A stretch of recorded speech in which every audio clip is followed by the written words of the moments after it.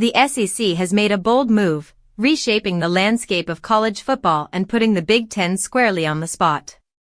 By adding a ninth conference game starting in 2026, the SEC met the one condition the Big Ten insisted upon before agreeing to college football playoff expansion. For years, the Big Ten has argued that playing 9 conference games was a tougher path to the playoff, a claim that fueled discussions of fairness and competitive balance. The SEC's shift eliminates that argument and levels the playing field, forcing the Big Ten to respond. Not only did the SEC expand its schedule, it also maintained a rule requiring schools to schedule at least one non-conference game against a power conference opponent, signaling that the league intends to keep its strength of schedule strong. This move puts pressure on the Big Ten to either embrace the widely supported 5-11 playoff format or risk being seen as obstructionist.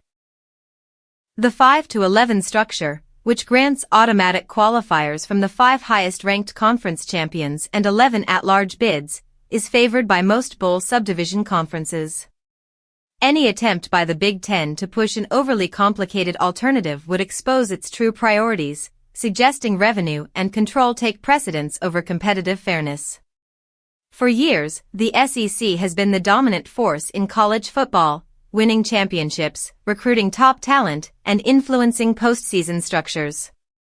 That dominance has been challenged only recently by back-to-back national titles from Michigan and Ohio State, shaking the perception of SEC invincibility. The Big Ten leveraged this momentum to push for a shift in conference scheduling, influencing the SEC to reconsider its 8-game slate.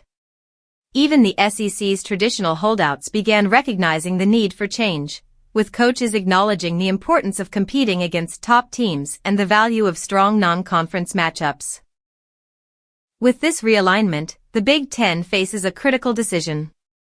Accepting the 5-11 format would finalize a 16-team playoff structure starting in 2026 and eliminate lingering disputes over fairness. Refusal, on the other hand, risks projecting an image of entitlement and obstruction, undermining its credibility. The SEC has moved decisively, demonstrating its willingness to adapt and compete on an even playing field. Now the Big Ten must decide whether it is committed to expanding the playoff for the good of the sport or if it will cling to outdated arguments, leaving fans and stakeholders to question its priorities. The next steps will define the future of college football's postseason and reveal how serious the Big Ten truly is about playoff reform.